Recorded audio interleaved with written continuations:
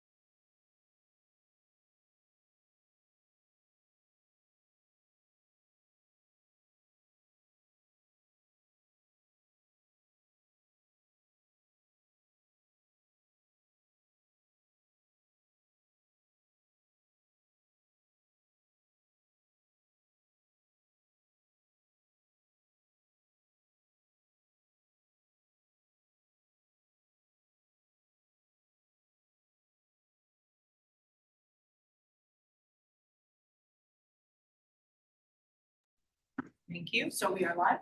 Very good. All right, I think we're ready. It is 3:31 and we are entering into our curriculum committee meeting for June 10th. We're gonna go a little later potentially, and I apologize, I have to leave a little before 5, just in case you see that happen. But this is being live streamed and recorded at MSAD 11. So we'll do introductions, Ms. Tucker. Michelle Tucker. Megan Carlson. Alyssa Tracy. Joanne O'Brien. Very good. Thank you. All right. We're ready. And for guests, I'm Angela Hardy, and we Very have good. 2 guests at the moment. Can you introduce yourselves? Lauren Arnold, principal at Gardner Area High School. Sarah Sims, principal at Gardner Regional Middle School. And I'm Carrie McGuire, Director of Technology. Thank you. Perfect. So, oops, where did my share thing just go? Share team. Just Zoom. Hang on. Yeah. Okay, I see what I have. Yeah, it's I just moved the doubled up. screen. Yep, yep. Our first agenda item is the spring 25 assessment results. So I'm going to project that in a moment for all of us. And it will be on the live stream version as well. Perfect. And here's Vicky. And Sarah. Do you mind introducing yourselves, just so we have it on record that you're in the room? Sarah Bolduc-Ignasiak, Director of Special Services. Vicky Duguay, Building Principal at Riverview Community School. Thank you both. One thing so today is the spring assessment data overview. As a reminder, we provide an assessment data overview 3 times a year. In the fall is when we do more of the kind of longitudinal data, because I'll have more time over the summer to analyze the spring results and add them to all the spreadsheets I have going around cohorts and grade levels over time. And so every fall, there's always a data review. It's usually in October or November, depending on the fall assessment window. So I combine 2 things in the fall one. The fall is the fall results and what we hope to achieve for our goals. And then it's also long-term view. In the winter, it's a snapshot. How are we doing along the way? And in the spring, when the data comes in time, which it has so far, it's kind of a quick snapshot of like how did we close out the year without the long-term data stuff. Just because I need more time in the summer and I analyze it in the summer and get that back. So that's sort of the cycle. It's all been archived. It's all available on the website under curriculum. I was just on our website earlier, like you always remind people to go to our website, navigate to central office, and then go to curriculum, and the whole website is there. And then, but the live streaming is under the board section. Yep. Not under the curriculum site, it's under the board site, because you're a board committee. Yep. Okay, so I wanted to set that context so that Thank you. when you didn't see long-term data, you wouldn't be super concerned. It'll come and it'll be in the fall. And I'll be working on it this summer. Okay, so another just reminder, our spring assessments, the screeners that we use, we also have DIBELS oral reading fluency and writing prompt scoring tools and early math diagnostic instruments and such, but these are the universal screeners that we use. K to 11.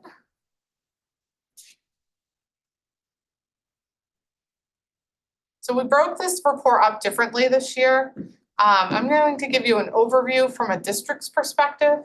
Then we're going to look at the high school perspective, a snapshot of the high school for the spring, a snapshot of the middle school for the spring, and then a snapshot of the elementary schools combined for the spring.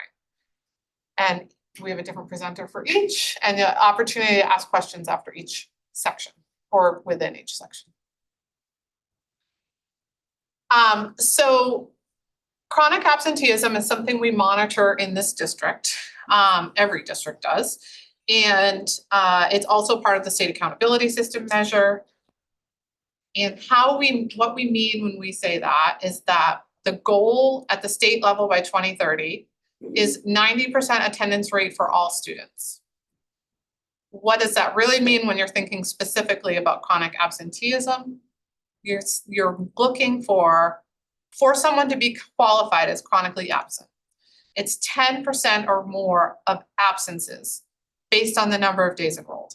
So we have 175 days of school.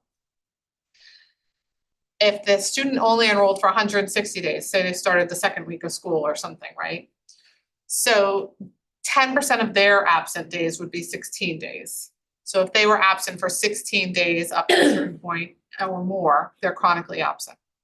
It doesn't matter if they're excused or unexcused days. It includes doctor's appointments, family trips, homesick, all the things. The state defines that and we follow. So anytime a student is not in school. The only exception is if a student is enrolled in school for 10 or fewer days in a year. Sometimes that happens, a student moves in, 2 weeks later they move out. Sometimes it's a foster placement, sometimes it's a family that's just staying with grandparents and then they are buying a house and they got to close on their house early and it's in a different district. I mean, there's lots of reasons. So if they're in our school district for 10 days or less, they get removed from the calculation, not from the school system, but from the chronic absent calculation. And then we monitor all the other calculations. So that's how chronic absenteeism is determined based on role. And this is where historically we've actually been pretty good, but since COVID, it's been a real challenge. And so I want to clarify a couple things on this data. When I used, nope, wrong set, this is fine. So the green line is the 10% chronically absent, that's our goal. So you can see as a district, for all students, last spring, we're at 14.5% as a district average. So our goal this year was to bring that down closer to like 12%. And we have to close out the year to figure out what our data is. And for economically disadvantaged, we have improved over time from 32% to 21%, but we have more work to do. And for students with disabilities, anyone with an IEP in this case, we've gone from 29% down to 20%. And so we've been actively working on that. So we keep trying to reduce our numbers lower. And the reason I disaggregated it is because that's what the state is looking for in their accountability system. They're looking for all students and what their rate is. And they're looking for other student populations, economically disadvantaged, students with disabilities, white students. That's all of them, 4 categories. So we have some room to grow. Our universal screeners and state assessments in the spring have these lovely icons. And there are different ways to compare student scores. In all of these cases above that I just showed you, they are both can be norm referenced and criterion referenced. You can have both types of assessments. That is really very important to understand, especially at the board level, because the data set looks very different depending on what you're comparing. If you're comparing a norm referenced measure, then we are comparing student performance against other students in that reference group, in our case nationwide, not Maine-based, like national, well, in most cases, nationally. So whether it's NUIA and their national population of students, Early Bird and their national group, or iReady and their national group of students, all that student data goes in anonymized into a system, and they every few years do a deep study with all the mathematicians. And they identify basically cut scores for proficiency levels at each testing period, fall, winter, and spring. Those numbers change because students should grow over time towards grade level expectations at the end. And then once those scores are set and that normed process is done, students can score anywhere depending on how they perform. It's not like we're pigeonholed into a certain scoring range. It's how they score as compared to their peers from that normed study. For NUIA, they conduct that review every 5 years. And the next one, so the last one was 2020, and the next one is 2025 this summer. And they'll kind of reset the cut scores based on that review of the national population taking the assessment. That test, we get the RIT score, which is a 3-digit number that kind of tells us where they fall. And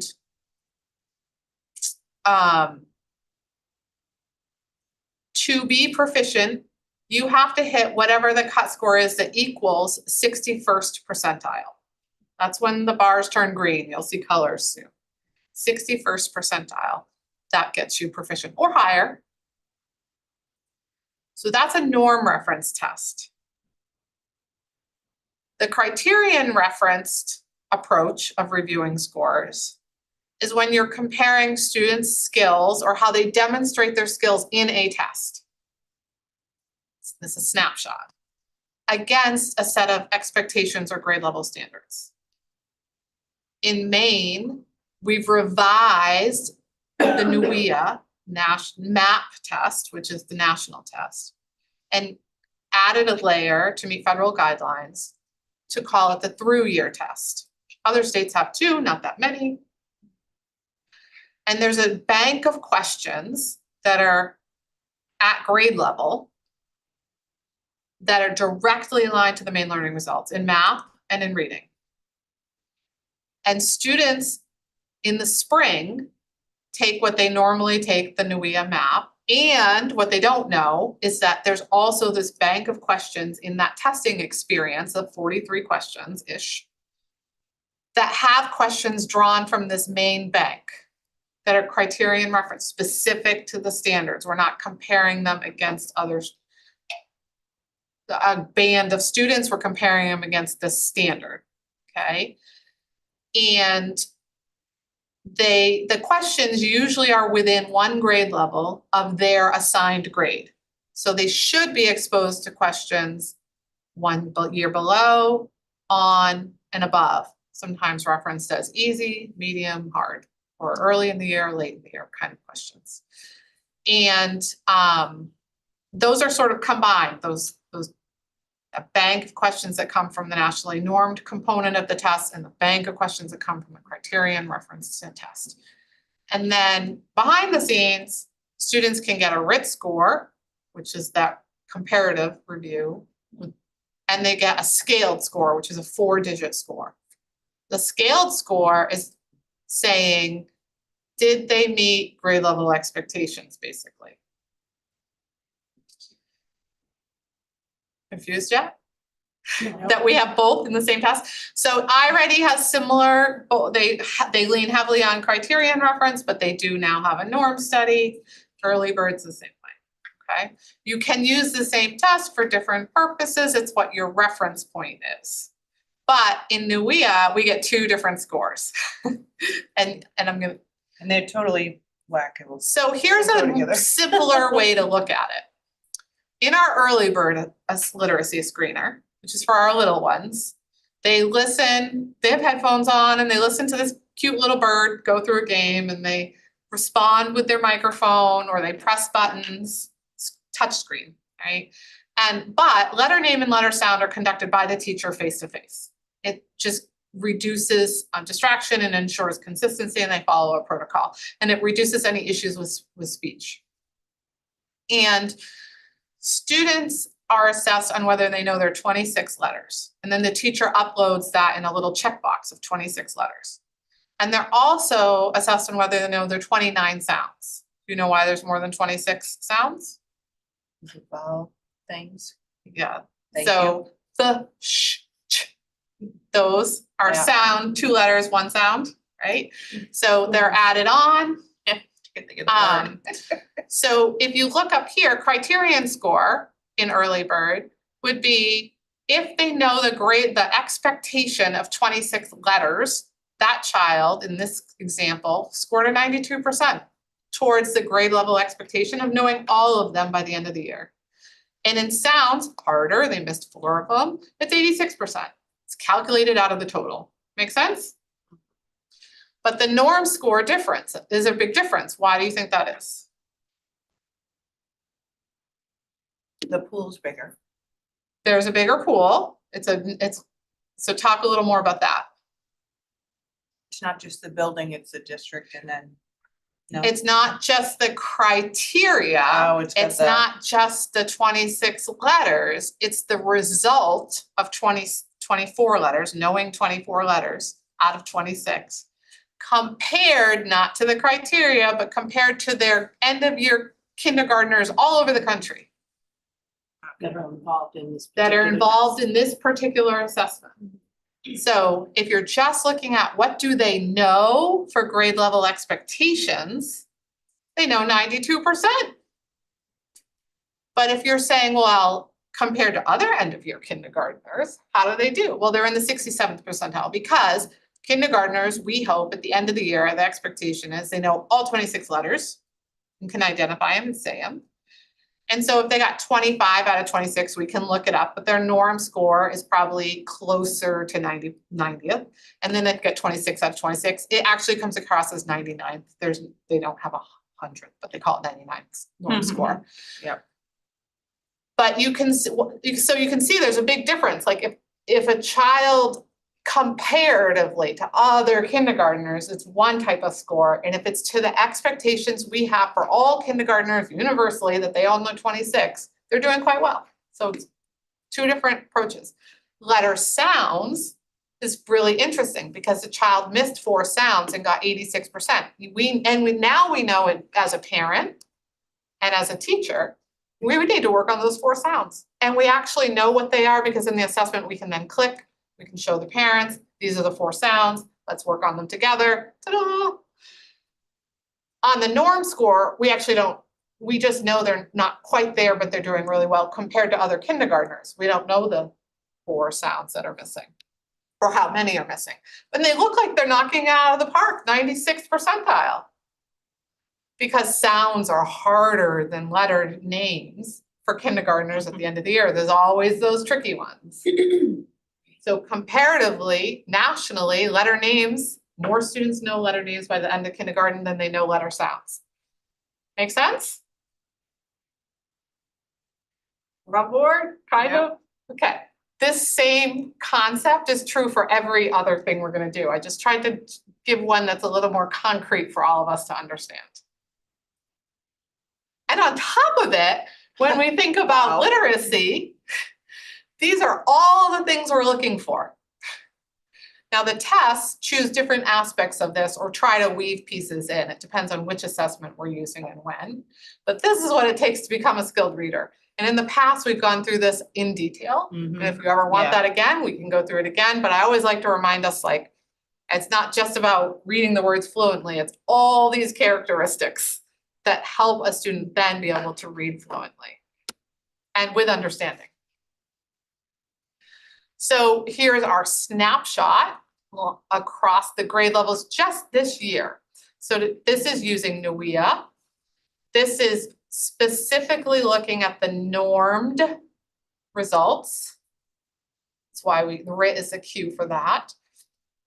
The diamonds tells you, based on the calculations of where the students as a group landed in the fall, this is where we project they should be landing in the spring. That's where the diamond lands. The blue bar is where they actually landed as a cohort. I added a star to grades 3 and 5 because it's the first time we've fully met or exceeded as a cohort across the whole district in that grade level in many, many years. which we'll go over deeply in the fall when you see over time. It is so exciting. We've done so much work in early literacy, and well, literacy across the board, across the whole district, but especially early literacy. And it looks like it's starting to pay off finally in third grade. And also maybe even start showing some consistency across the grades. So exciting. That's great. Yeah. And as you can see, it's hard, your projected growth is much smaller as kids age because your growth is supposed to be like 6 points, not 26 points, right? When you get older. So that's why the bars are lower. They're supposed to be lower. So you can see the diamonds to the blue. Oops. This is so fun. Let me just quickly. Whoa. This is reading fall to spring, the whole district. And here's something I want to talk about. Remember, this is the norm reference side. What percent of our students reach that green bar or blue bar? 61% is the 61st percentile, okay? So the top bar is our growth measure, and the second row of colors is our achievement.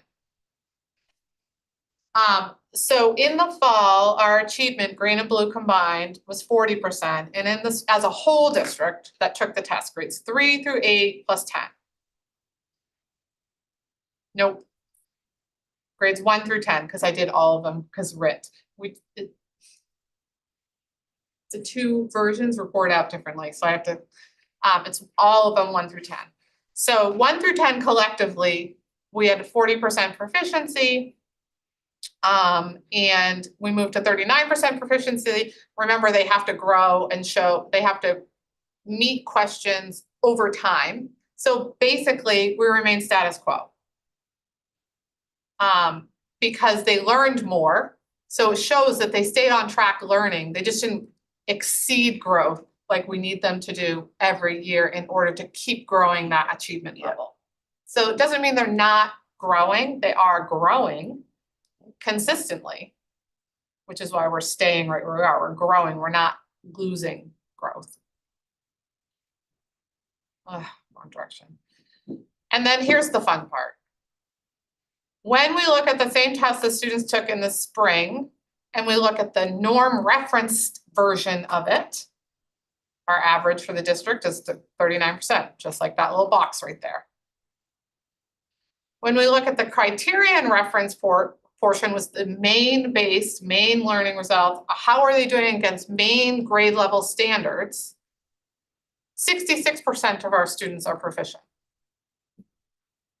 Remember that whole thing about letter names and letter sounds? Compared to the nation versus compared to the actual criteria. So that's fun.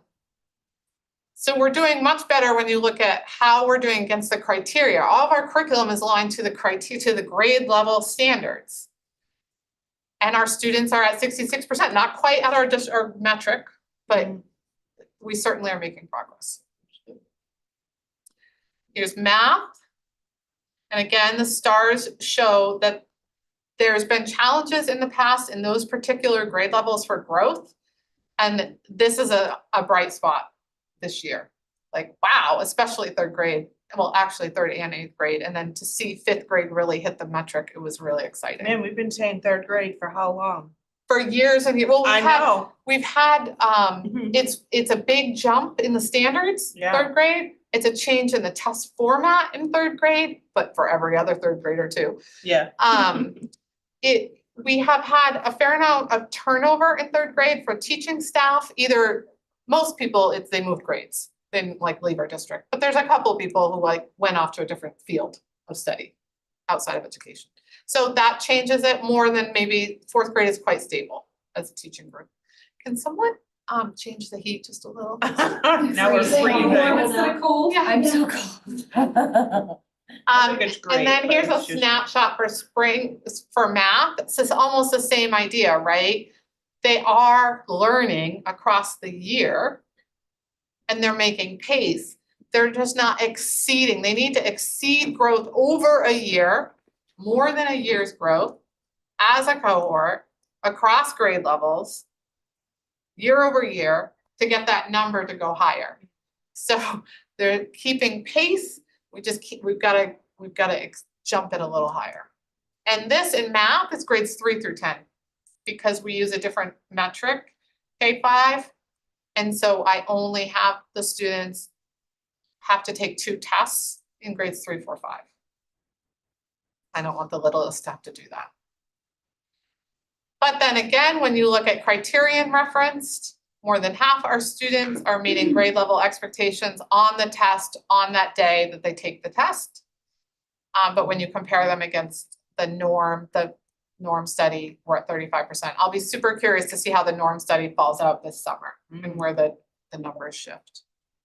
Is that like basic understanding? It's hard because there's different ways to look at the number, and I just want to be really clear about what we're looking at. I noticed in ninth grade, For math? for math, is that because we're going to abstract math in ninth grade technically? So high school has had the data only a few years. And so we're trying to understand that. So they came in the 8th grade data from last spring and the 9th grade fall data with a significant incentive program of like engagement, not testing. Almost mirrored each other exactly, like no summer slide in math specifically. It was fascinating. The spring data didn't show that same progression that we should be seeing. And so we just started looking at that, like why, what is it? We just adjusted essential learning standards in Algebra 1. And those could be effective next school year. We shifted a couple things between 8th, 9th, and 10th grade math. Graduation pathway. Yeah, we've created a pathway system with more flexibility for students that might increase engagement in math also, which, more engagement usually means more attention to detail, which usually means more proficiency. So there's a few things we have to spend a little time like digging into the details rather than the snapshot. So we're trying to figure that out. But interestingly, 10th grade, is there's, they took the NUIA last year in high school, now they're taking it again this year in high school, and They're on track. yeah, and is it a maturity, the cohort? There's all kinds of factors. We need a little more data over time to figure it out. Oops. So high school, Do you want me to stand on the podium or? you can stand All wherever you right, want, over here. as long as Terry can see you. So first is our chronic absenteeism, which Angela kind of shared what that is. So we saw a little bit of an improvement last year. We take attendance by period. So for us, a student misses a full day of school if they miss 3 of the 4 periods for us. This year we're trending a little bit higher, so we're kind of digging into that. What does that look like? We're changing some systems in terms of how do we address students that are skipping, how do we support them? Also working at like, how do we connect with the community and our families? We have a big issue with students being dismissed from class a lot. So it's kind of giving that knowledge to the family of like, here's why it's important they stay in school. So we're kind of working next year on like, how can we improve some communication systems? How can we really make sure the students are engaged, that connectedness to school is also a big part, and how are we keeping them in class? So we're hoping to kind of put a really big focus on that next year to start seeing that number improve a little bit more. Our goal obviously is to get to that 10% like Angela said. So it's a work in progress for chronic absenteeism. And like we only have the estimated, that data will get cleaned up once high school doesn't close till Friday. Yes. So, and then we have to report, everything gets cleaned up and reported to the state and certified with the state. And that will help us then disaggregate the data by population group. So last year we did improve and we dropped down to 19.7% chronic absenteeism. And like I said, we're looking to be a little bit higher this year, but not too much. Okay, so this is our reading for ELA. So we did incentivize this year in terms of engagement, which helped, but we did a lot with the students this year of what is the NUIA? What does it mean? How do we use the data? What does your RIT score tell you? Why is it relevant to you as a student? Just to get them knowledgeable. And then we started this year of having them set their own growth goals. So we pulled their scores from last spring in the fall, and then we had them look at it and then set a goal for the fall, and we did the same in the spring.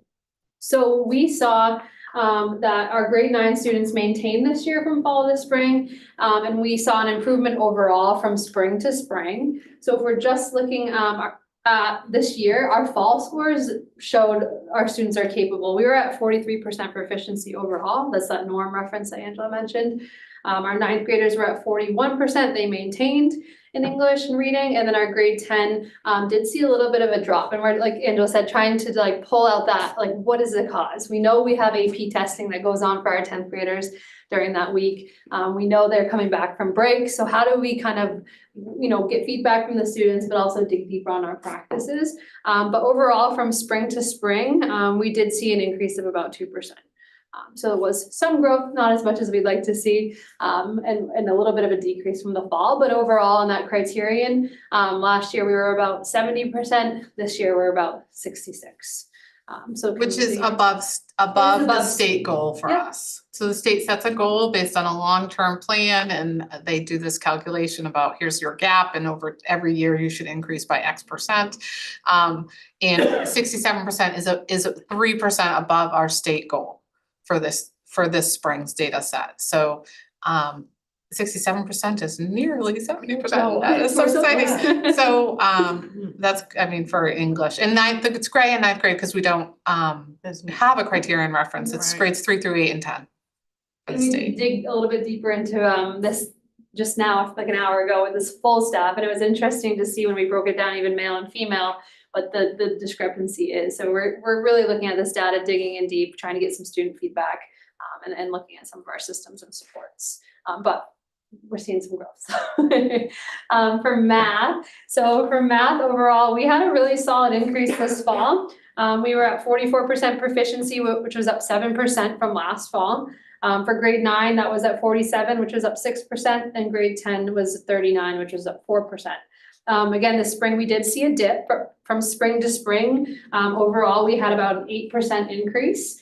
Grade 9 was a 5% increase, and grade 10 was a 7%. So while it did decrease from the fall, it did increase from spring to spring, which was nice to see, that strong kind of growth there. And we are about district average, 48% this year for overall. And again, there's a state metric. It's actually available in the accountability system. There's a chart, says exactly what it is. So this number, 48%, is above the state metric based on the projected goal data that we need to increase by annually to reach the outcome. So that is, well, it's not 50%, it's 48%, and that's better than what the state had set for our goals. So And so moving That's into next year, we'll continue kind of that goal setting with the students, getting their buy-in. And then we're working on some shifts on our own practices, really working at instruction. How are we using this data to inform our instruction? Like Angela said, identifying those essential standards and really teaching to them and ensuring that the students are proficient in those standards. And then working to give our staff a better understanding of the test so they can prep our students, and also looking at like, when are we testing and seeing if some of those weeks, especially in the spring, have any effect. Because their resiliency in the spring is a little bit less than the fall, we find. And in terms of graduation rate, we've maintained pretty similar year to year. We're about 2% off from our goal, which is 90%. This year, we're anticipating about the same as last year, hopefully a little bit higher. We do have some students still pursuing the state of Maine diploma. That does not count as a dropout rate towards our graduation rate, which is good. And then, so that's our 4-year graduation rate. And then we have on the next slide, the 5+ graduation rates. So we're close. We're about 2%, like I said, for that 4-year graduation rate, and about less than 1% away from the 6-year graduation rate. yeah, and for this metric, it includes both 4 to 6 year graduation rate combined. That's positive. It doesn't work against us. If a student transfers from our school to another accredited institution, another school, one of the charter schools nearby, or an online school, that is not a dropout, that's a transfer to another institution. If a student stops coming to school, has a parent sign them out from school because they reach 16, or transfers to adult education, that is a dropout. So, and it's not just the fall numbers and if they walk across the stage or receive a diploma in June, it's their cohort numbers over time. So they look at the enrollment when they entered. And if, let's say they don't transfer until halfway through sophomore year, they're part of the cohort of whatever entry age they would have been in ninth grade. And it's that whole cohort over 4 years, 5 years, and 6 years. And our job is to help them graduate. I think what we're working on and focusing on to support this is kind of pulling in all of our systems of support. So we have like our MTSS. We've done a lot of work to our credit recovery program, making that a little more rigorous to get into so students don't have like a fallback where they just rely on that option, and really making sure it's meaningful so they're getting the content that they need if they do go that route and need to recover some credits. We're really looking at our MTSS program. We're making some shifts in special services in that model. So really like pulling in all those systems of support into a cohesive system to really try to support our students as they move through the high school in 4 years. Questions for Lauren? Thank you. Thank you. Encouraging. Me next. Well, I apologize, I have to leave. Pick up. Thank you. No worries, thank you. We're all multitasking those end Yeah. things right now. So super exciting for us. As you see, we've got a nice little yellow gold star up here, is that our projected chronic Wow. absenteeism rate is somewhere between 4% and 6%. Wow. We spent a lot of time this year and over the summer doing a lot of really intentional work with families, with students. We identified with elementary principals which kiddos coming in might already have some attendance concerns. We looked at kiddos we knew, and we really worked out a lot of plans. We lowered some of like our kind of universal expectations of support. Sometimes we usually wait until we're like right on the cusp of that. And this year, the moment we started getting close to 5, we met with families and we started making plans. And we made plans of support. Do you need community support? Do you need support with academics? What do you need? We did a lot of positive outreach, postcards. We tried to be really encouraging. We did a lot more attendance awards throughout the year, little gift card things, right? Just a lot of stuff to really try to do that. We also worked really closely with Out Maine this year. We were really fortunate to be able to do a lot more intimate work with her. with the Count Me In. What did I say? You did not. Count Me In is who you mean. I'm Count Me Executive director from Count Me In is the attendance. It's a nonprofit project around attendance Yes, she's specifically. and Jess Anderson, who runs it, has been super supportive. She has been phenomenal with presentations, which we've used with Dropout Prevention Committee, which oversees a lot of that sort of absenteeism for the district. We've done a lot of work with looking at what are other schools doing in Maine that is helping to kind of close that gap. It's been really fascinating and it's been really wonderful. So we're really excited about this. This has been like every Friday morning, there's an hour reserved of sitting down and really digging through the data, what's going on. Of course, we had a lot of illnesses this year that seemed to take kids out for almost a week at a time because there was a lot of crud, but like really just talking through that and really just making sure we had wraparound supports, not just in the school, but how do we support in the community. Another piece that we did was we offered to meet parents outside of the school for some of those meetings, thinking that being in the school might have felt more like disciplinary. We also revamped a lot of the way we sent letters home this year so that they were more proactive and less reactive. So I think there's just a lot of really great stuff that was going on. Our teachers also got really engaged this year with sending emails home instead of it just being in the office. So it was like, hey, really miss seeing you. Hey, really miss seeing your kiddo. And I think all of that just really helped strengthen some of the community, which is why we saw such a huge success this year. So definitely really excited about that and hoping we can keep that momentum going as we move forward. So looking at our reading WIA stuff, as you can see, district average in that 39, we're going close there. We had a definite dip in 7th grade, and that is going to be the same in math. We're doing a lot of really digging into that. However, sixth and eighth grade both went up 5 to 6%. In there. And I'm gonna talk a little bit why I think that's going on. Seventh grade, like I said, we're not really sure what's going on in both of those layers. Seventh grade is traditionally a very interesting developmental moment and spot for kiddos. Also, some of the concepts shift in those spaces too. Like, for example, when we get to the math, like it shifts to a lot more of that abstract, a lot more making sense in application. Whereas in the reading, I think there's just a lot of other things too. We're starting to connect all those strands you saw, right? Coming together, and we're really starting to up the game on what we're asking them to do with writing, with reading, and a lot of those things. So again, seventh grade went down from spring to spring about 5%, and sixth and eighth grade went up 5 and then 6 respectively. So really great work. One of the things that we started at GRMS last year was something that we lovingly behind the scenes call a tier 1 class. But that's just so that we can differentiate what it is. But what it is we noticed that we had a lot of kiddos, especially students who have IEPs or are economically disadvantaged, who are coming to us 4, even 5 grade levels below where they should have been. That's a lot to close the gap, right? It doesn't take 1 year, it takes time. And so we started intentionally placing them in a class, grouping those kids. There's an entrance criteria and an exit. It's a very fluid process, but the kiddos are allowed to actually be met where they are and backfill those skill gaps. So even though we might be working on a higher level concept, we kind of backfill those pieces to get them there so that they're not just like, here, figure it out. It's really intentional. We're also pushing in additional support in some of those cases, a special education teacher is pushing in. It could be various ed techs, it could be a reading specialist. It kind of depends on the different classes and different personnel availability, but there's multiple people and they're doing small group work. So we're really targeting what those kids are missing.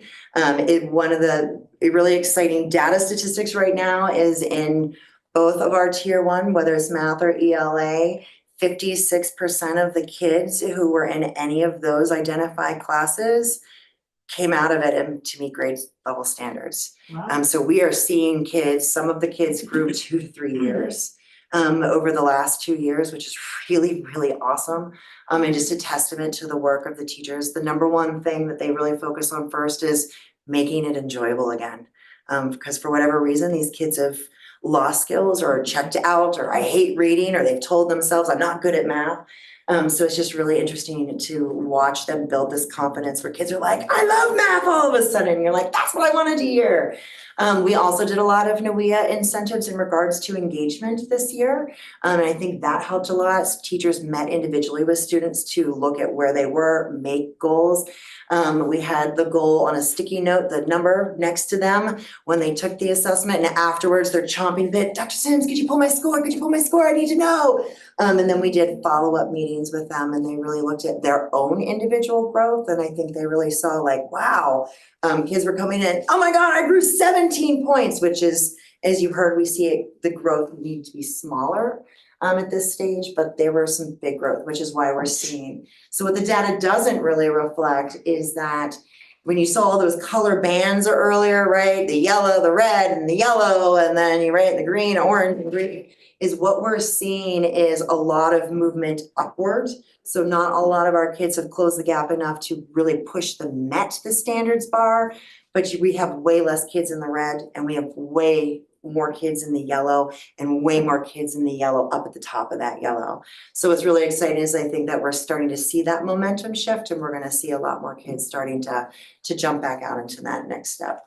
Yeah, and the tier 1 thing is, it's an interesting dynamic because they are teaching grade level expectations and then in small groups moving into those foundational gap filling, right? So it's a both and that's happening, which is why as soon as students meet a certain exit criteria, they move right into they shift with the same, oftentimes the same teacher, but a different section. And they just are so proud. So it's been really, really exciting to see the growth. They have to make a lot of growth in order to transition, and they are doing it and so proud of themselves. And confidence builds competence. It is. And again, just their enjoyment again, right? And back in that space. And of course, students who are identified as special ed, this is not in place of, they're getting both. They're getting that service and then they're getting this. So they're getting a lot of additional support to close that gap, and we're starting to see that. And so it's nice to watch kids who have not been maybe moved in several years start to move the needle. So individual data is like really inspiring. You're like, look at her. She used to like try to avoid math every block and go to the bathroom. And now she's like, I can't miss math, you know? So, and same in reading. So it's just really neat to watch that. I think that's, oh, no, there's math. And in math, we're seeing pretty much almost the exact same thing. So 6th and 7th, 8th grade, sorry, same thing. They are moving upward. We are definitely finding a lot of strength. Our coaches are doing a lot of work in both areas. I think that there's a lot of digging. 7th grade, same thing, has went down spring to spring again. So we're trying to do a lot of digging this summer, and my coaches are already in it, going, what's going on? Teachers were analyzing last week and this week, and really trying to figure out what are we seeing, and is there a trend? I know right now there's a big push that next year we need to do a lot of focus on word problems, especially in math, because we do see a lot more of that in 7th Reading, grade. how to read through with them, and then how to Exactly. calculate. based How on do what we you interpret. marry those two skills, right? Yep. Because in math, you do have to be able to have some reading skills in those areas. So I think that's gonna be a universal push. And it's not just on our ELA or literacy or math teachers, right? Our science and social studies, our allied arts teachers are all going, what are some common theme strands that we can weave across all content and really help marry all of it? So just really exciting. Like I said, a lot of this is similar information across the two. We're seeing growth. We're seeing a lot of movement in the right direction. The hard part is, you want it to be immediate, but it does take time to close years worth of data because you have to grow the year and then some in order to actually start to close that gap. Thank you. And just to be aware, 7th grade, when they used to loop 7th and 8th grade, we Oh, also had a dip in 7th that's grade. right. So it is a perennial, just like we had issues with 3rd and 5th. It's a perennial like area of wonderment that we're still playing around with. Love it. Before we go to elementary school, can we take just a quick break? But first, do you have questions for Sarah? No, thank She you. went pretty into detail. I was gonna say, my daughter was an excellent reader, but she still had problems with word problems. Yeah. She couldn't figure out what it was she was being asked to do.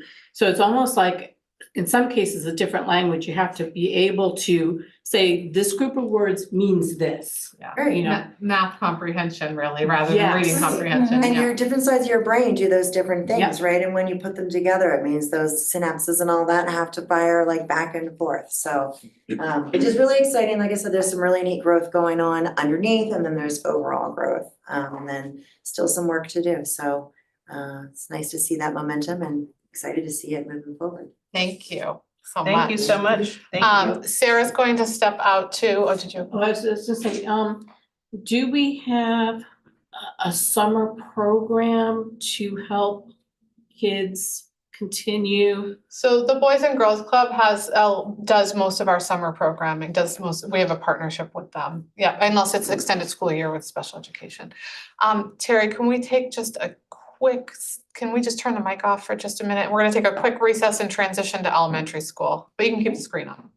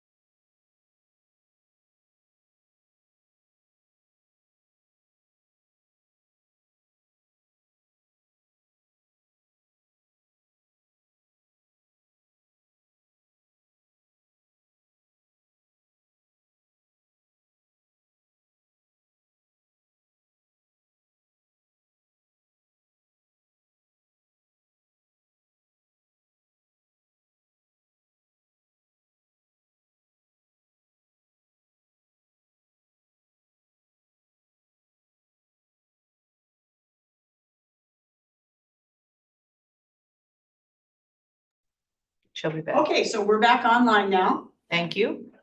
We're going to resume. Very good. So for the are we on sound? Yes. The elementary schools, thanks for the transition, we just needed Yes. to transition people. Yep. The elementary schools, Vicky Duque, who's our principal at Riverview in grades 3 through 5, and I will be, have it shut. Maybe there's a problem. Okay, Okay. we're live streaming. So, great, are going to share some of the elementary perspective. Okay. So we'll start with chronic absenteeism, which is something I know Sarah spoke a lot about at the middle school, and we have been doing a lot of work at the elementary school.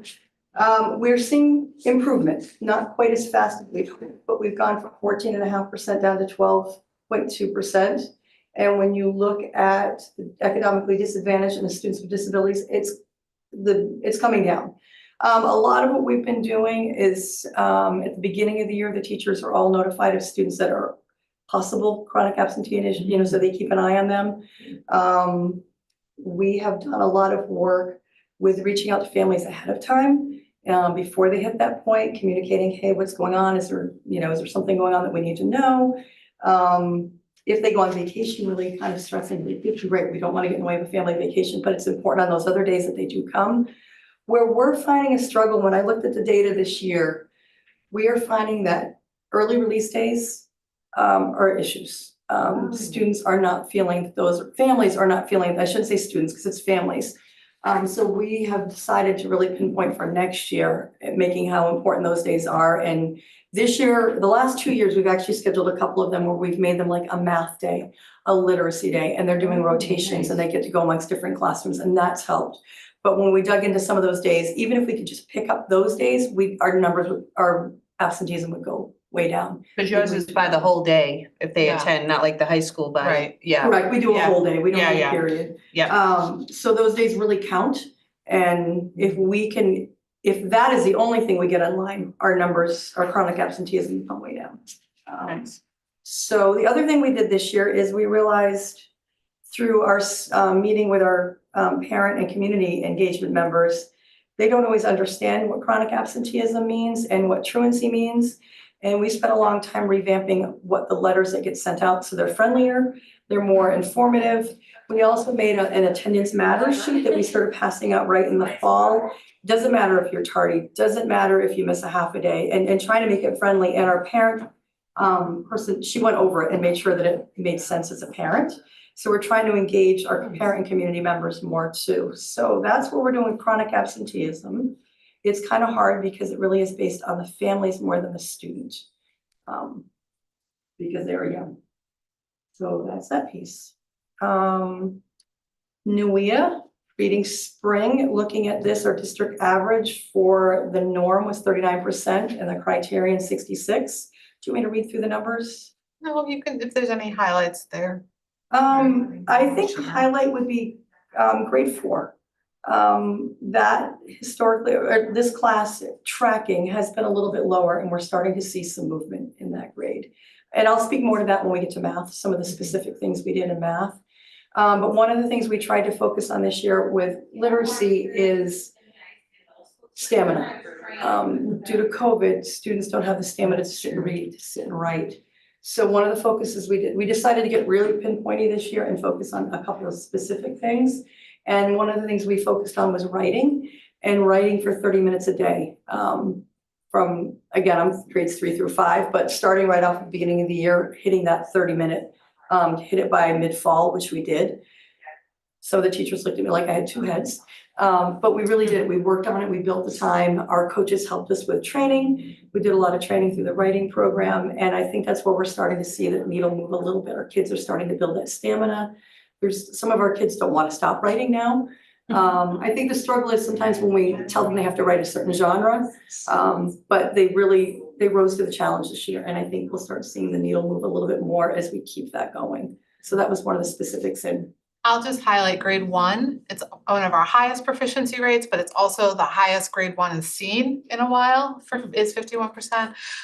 We are still trying to understand what's going on behind that. They do not take the assessment in the fall.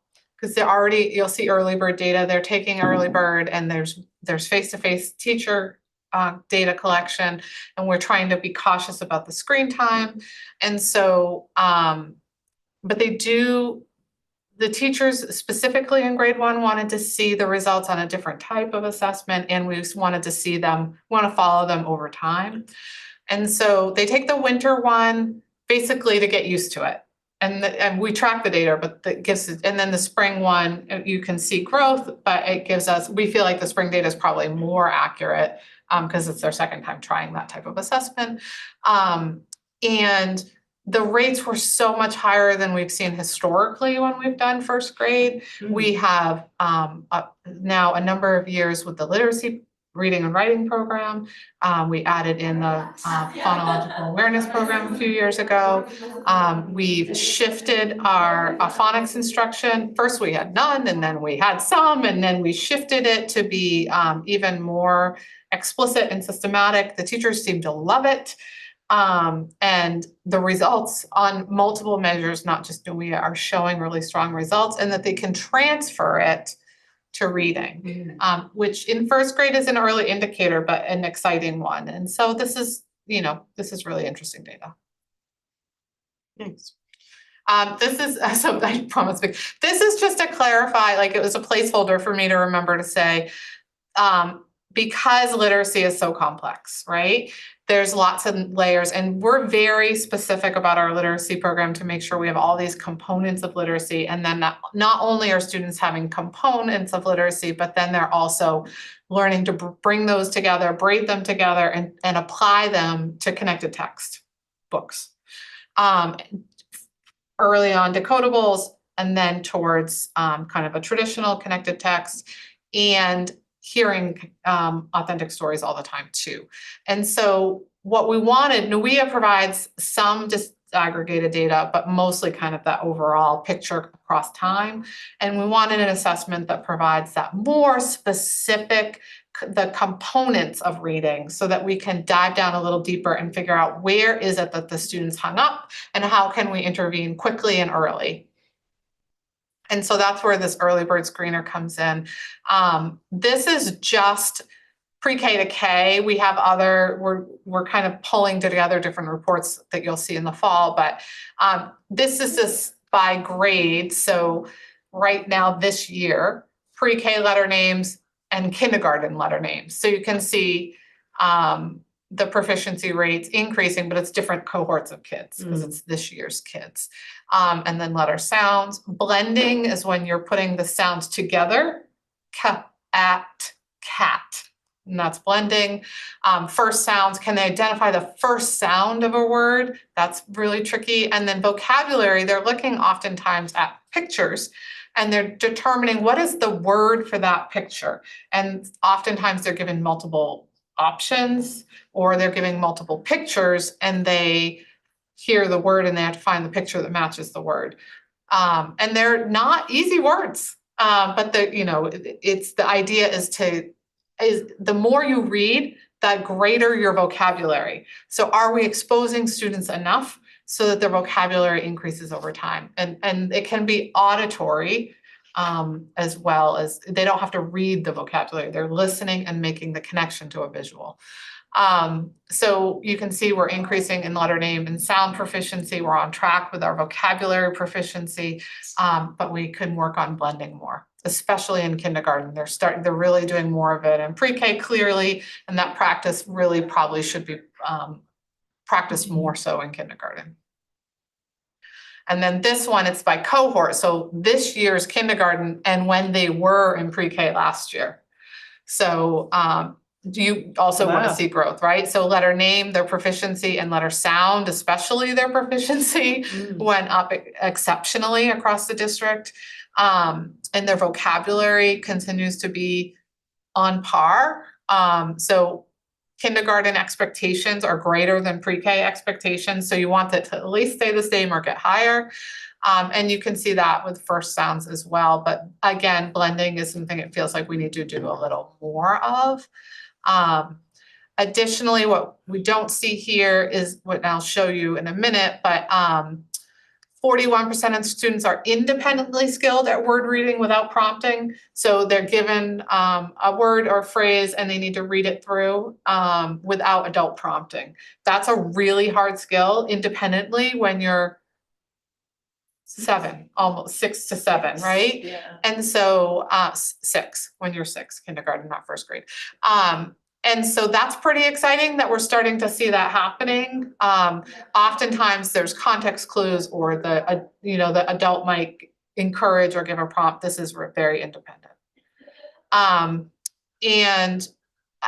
when we look at potential for word reading in grade 1, based on the same subset of scores of word reading, 56.4%. So we went from 41% in a kindergarten group, not the same group of kids because they're not yet in first grade, but in the current first grade class, on one measure, 56.4% of kids are highly independent at word reading. And 17.8% are quite independent or medium. They need sometimes a little prompting. When you put those numbers together, that's close to 80%. The gold standard is 80-20, right? At least 80% of kids are fairly independent and 20% need some support, and then you can shrink that 20 over time, right? Because you're targeting it in. This is probably one of the first years we're finally getting close to the 80-20 mark, so it's super exciting. It reduces the number of students who need intensive services, which means our resources can shrink and focus on that area more effectively, and they can get more intensive support in an ongoing manner with fewer students. It's very exciting. So we're getting there. You're up, math. So now we're moving into New Math, the achievement data, and again, a specific. We were looking at math this year, really focusing in on making sure we do ready math. So NUIA is not the ready math. We'll do the district one coming up. I probably should wait until then. Save until that part of that screen. That make more sense? Yeah, I will. Anyway, so on this one, you've got grade 3. Again, you've got your norm reference versus your criterion. I'm glad you went through that specific. Yeah. Because What is I've been different? struggling with these all along. Looking at this, I think when we're looking at this, we're seeing pretty consistent. Grade 5 is a little bit on the lower side. But how do we, again, I think we're starting at the same place and ending at the same place. So kids are growing, but are we closing that gap? And I think that's what we're trying to work on right now is how do we focus on closing that gap? And that's what I was getting to. So when I moved to the iReady, the next, I think it's on the next screen, correct? Mm-hmm. Yes. So this is based on our programming. So we use Ready Math in the school. And this testing is based on that. So what we decided to do this year, again, like with ELA, pinpointing something specific. So students, and we found out that parents didn't understand this either. So there's a component that we want to work on with parent communication, but it's called My Path, and it's through the program, and it's designed for where the student is at. They take an assessment, the program is set, and then they're given lessons every week. And so we consistently wanted students to pass 1 to 2 lessons a week because it would show their growth. And that was a goal that we worked on this year. And where it's showing up, at least at Riverview, and it's not going to show up on these screens, but our 4th grade cohort came in very low in math, and they were at 17% proficient at the end of last year. So we wanted to really work on growing that this year and focusing, and they came in at 33%. So it's still not where we want them, but we are definitely seeing growth. So the other thing, and again, I'm speaking more specifically to Riverview, but what we did as well, and it was a precursor to our opportunity culture work, but our 4th grade team got together and really looked at the data and arranged small groups really mindfully and specifically, and worked on those students, those skills that they were missing and gaps in those areas. And again, we saw really good growth, especially with our lowest kiddos. Those kids, they didn't even have numbers and operations, and we saw some really big growth in numbers and operations.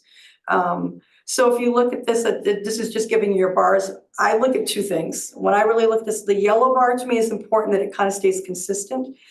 If you look at that little lighter bar underneath, that's where we were in the fall. And as you can see, the green was smaller, and then we've gotten, we really made some good growth. And the other piece that's really important is I look at that little red bar with the stripes. And those are our lowest of our low. And are we seeing improvement there? And as you can see, our red bars got smaller, our green bars got bigger, and the yellow bar got smaller, but you've got red moving into yellow, yellow moving into green. So I really look at each end, to me, is most telling. So to give clarity to what you're saying too, this is about whatever 600 students and there's only 40 that are really below grade level. 2 to 3 years below. Yeah, But from 100, Actually, yeah, 170 students down to about right, 50, yeah, 52 students. right. So that's really one of the most Yeah.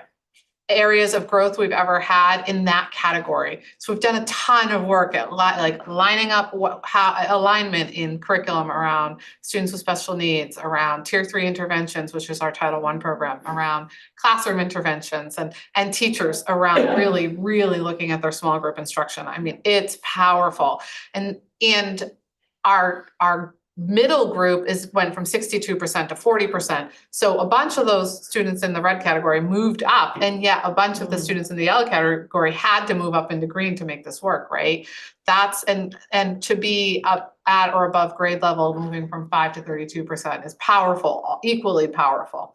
So it's exciting. Yeah, and another thing we did after the winter assessments where we weren't seeing quite the growth we were hoping for. We also sat and looked, and each teacher identified anywhere from 1 to 3 students that were in the yellow band and MTSS them and made plans for them in small group and focused on those students for the rest of the year to see if we could make growth as well. So that we're really starting to get very targeted instead of just doing these broad, this is what we want to do. We're really starting to look at the numbers and really targeting what we're doing and how we're doing it. This was the first year we got this specific, but we saw definite movement. So it's the direction we want to go in. Super exciting. Yeah, it is actually, especially as we're moving into opportunity culture, which is kind of that same mindset. Let's see.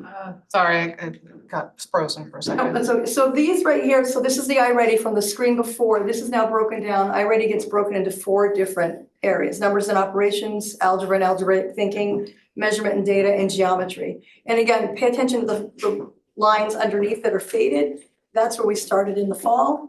And this is where we went. And you can see we're much more consistent.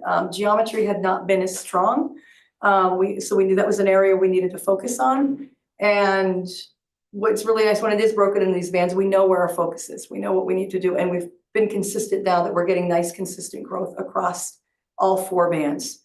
And again, looking at the red bars, getting smaller, looking at our green bars, getting bigger, and that yellow band staying a little Shrinking. Yeah, exactly. This is just fascinating to me, because you're looking at 2 different criterion referenced assessments.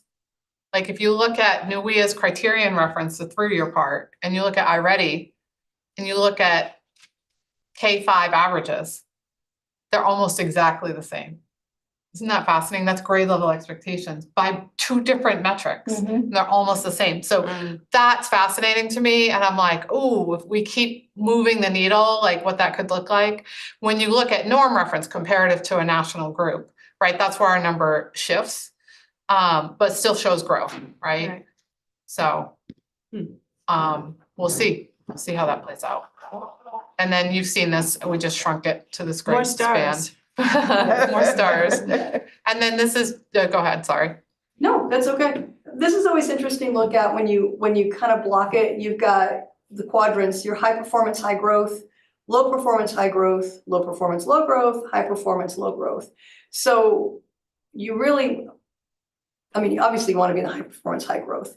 I always look at that low performance, low growth, and what is going on in that band. The one above, they were low, but they really made some really good growth. So we're doing something right there. And so it's checking where are we in that low performance, low growth piece. And right now we don't have any high performance, low growth. I think that was an area we had focused on for a while. Kids that were high, we weren't necessarily focusing on them, but they weren't growing because we weren't focusing on them. So now we've started to say, well, we need to really look at that group. They need to grow as much as everybody else. And I think you're seeing that. And again, starting at grades 1 and 2, you're seeing some really good difference there. So. And you saw that chart right here with NUIA, high growth in grade 3 and 5. And with regular growth in 5. And with iReady, lower growth, but on the upper end of that, right? And so there's some interesting nuances there where grade 3 and 5 have always been historically challenging. They've actually usually scored lower on this quadrant matrix. So in both metrics, we're getting closer to the upper right. We always want to move to the upper right. And that's just a quick next steps. We do go a lot through longitudinal data again in the fall and projection rates and stuff. But just to clarify, what are some things we're doing? You've approved and continuously supported the instructional leadership model that's going to focus on improving student outcomes. That's the opportunity culture work that we keep putting into place that we're working on full implementation of. The refinement of an intervention system, we've been doing that pre-K to 5, then pre-K to 8, and now we're going to really dig into the high school level. Continuing to make sure that our decision-making is data-driven, not based on feelings, not, it's always looking at what is it telling us on all those, and looking at multiple measures of data, not just one.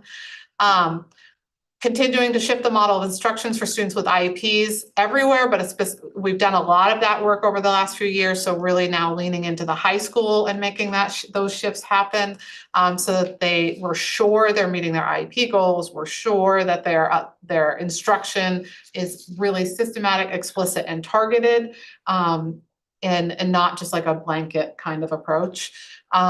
Continuing to build bridges with families to increase attendance, as we talked about ad nauseum, I think. Looking at refining our pathways for students towards graduation, including earning content credits for CATC courses. That's work that's happening across the state. We're also part of that work. It's not lowering the bar. It is making sure that students both find value in what they're taking and earning credit towards grade level expectations. And then deeply investing in support for staff and families in positive behavior supports, in collaborative and proactive problem-solving practices around behavior. Some of the data that we are seeing growth in is because certain cohorts that have students have had much more disruptive disruptive behavior that influences ultimately student achievement and growth data for cohorts of students. And we want to start monitoring that alongside achievement and see, as we reduce those and increase our appropriate and supported behavior mechanisms, does it also increase our achievement? So we are deeply investing in that. And that's it. Awesome. I just have a question. Are we doing projects with the kids? So those kids that are kinesthetic learners that are actually building models and calculating, how many blocks and stuff like that? We are trying to have lots of different ways of engagement. Most of that you'll see over time is falling under the curriculum theme of the strategic plan, and also community connections to the strategic plan, like putting the salmon growing the salmon and putting our fish and trout and putting them in the river, and having the outdoor based science education program for the 9th graders, and having the rocket and STEM programming in the middle school, and have, on and on. We have some work to do there to continue that, ensuring that all students have access to those types of experience, but teachers have some flexibility in ensuring that is part of their experience, and trying to be more systematic about it is sort of our next steps. And any other data? No, questions? thank you. I do want to quickly share one more thing with you, just so you know where to find it. Oh, yeah. Because something has changed and I want to, Terry, what have I done? Yeah, You're all good. set. Thank you so much. Oh, it's already sharing. Thank you, Vicki. Thank you. So on the website,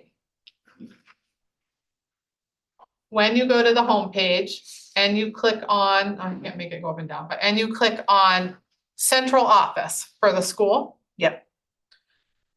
And you scroll down here and it says ESEA funds, public comment. We did this last time. Yes. And it's here. I have been updating it, just so you know. Oops, I forgot to change this. I updated it today. So just so you're aware, Title I we have our preliminary allocation. So that's now here. The staffing model is from this current year. I can't adjust that yet.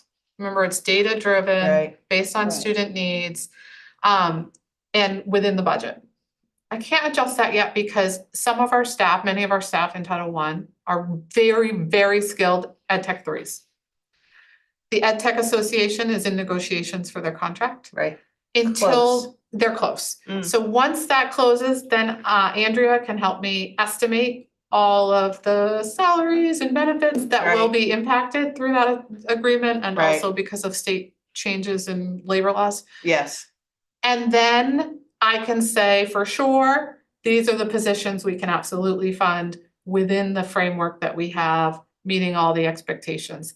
So I have in here last year's model. It may stay the same or it may adjust by one part-time teacher or ed tech.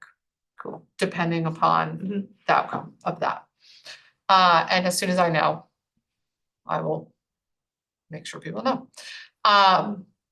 Title II, we have not received any allocation. I don't know if we will.